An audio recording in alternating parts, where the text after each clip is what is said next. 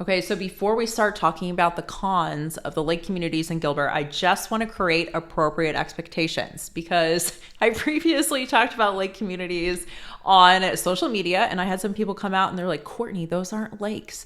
Okay, we live in the desert. This isn't Minnesota. These are man-made lakes. They're beautiful, not great for swimming, but they allow for a lot of other water sports.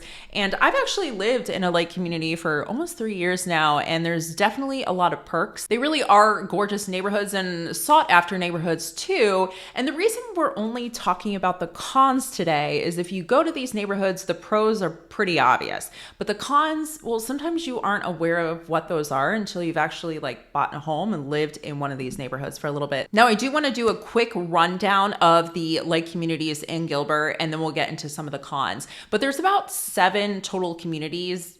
Well, I guess you could say 8 if you're considering Layton Lakes, which is right on the border of Chandler and Gilbert. In addition to Layton Lakes, there's 2 other communities that are master plan communities, really, really big neighborhoods. So that's the Islands and Val Vista Lakes. And their lakes are pretty decent sized, so they do allow for motorized vehicles or boats. Now, the other 2 communities, these are going to be smaller communities, a lot of luxury listings, and this is Playa Del Rey and Crystal Pointe. Crystal Pointe is actually strictly just a luxury neighborhood. It's pretty small and intimate.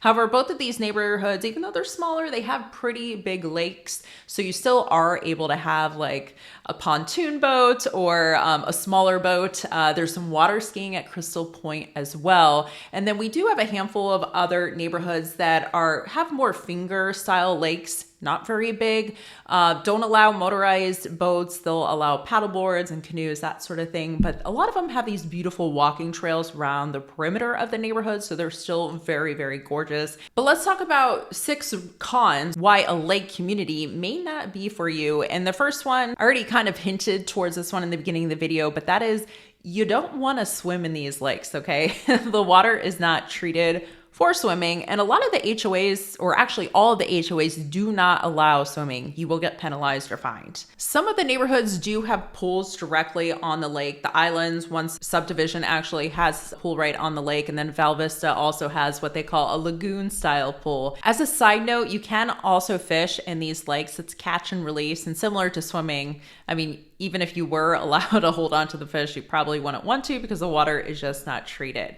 Now, the second con I want to talk about is humidity. If you live right on the lake, if your backyard is right on the lake, it is going to feel much more humid. Now, if you're moving from an area that's maybe much more humid than the desert, you may be thinking, okay, that's not that bad. And it's not, except for 3 months out of the year. When it's 95, 100 degrees and there's just a little bit extra humidity, it's hot. Let me tell you, there are some mornings I've gotten up to take my dogs on a walk and I was like, this little extra humidity, even though it's not that much, just because it's so hot out, I'm just gonna avoid the lake and walk on the normal neighborhood roads because I don't want to deal with that. Again, that's just a small time out of the year, but just keep in mind that if you are right on the lake, your backyard is going to feel hotter than your neighbor's home who's not directly on the lake. What comes with humidity?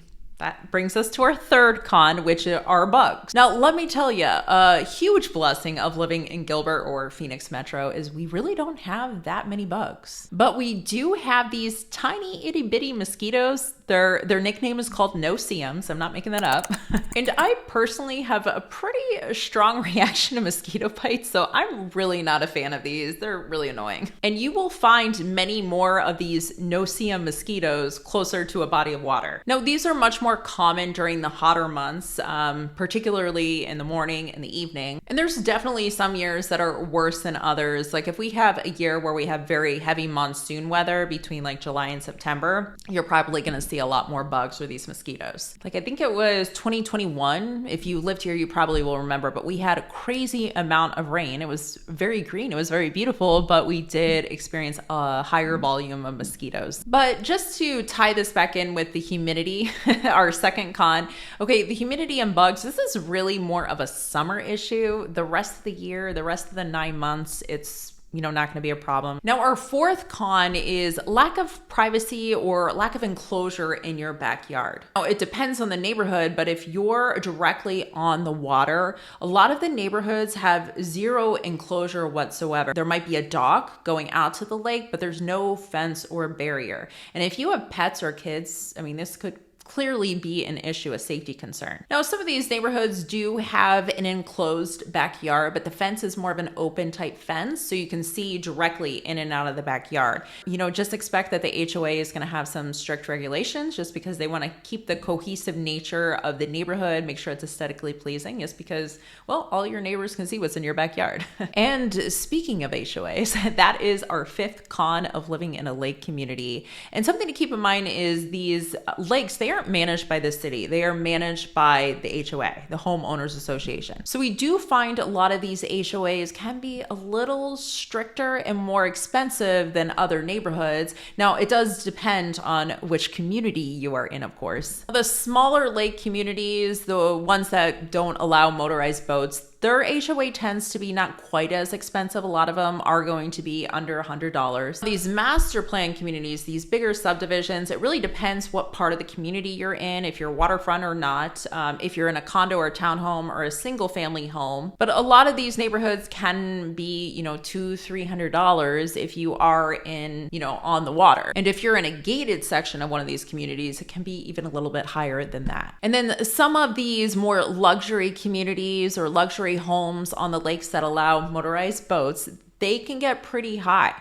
Playa Del Rey, I believe it's like over $300 currently. And then Crystal Pointe, the community that I said does a lot of water skiing, over $700. Now, the sixth con you should know about before you move to one of these neighborhoods is home prices. Now, we see a variety of home prices on the lakes. Anywhere from $500,000 to like $5 million. So there's definitely a huge variance in home values here.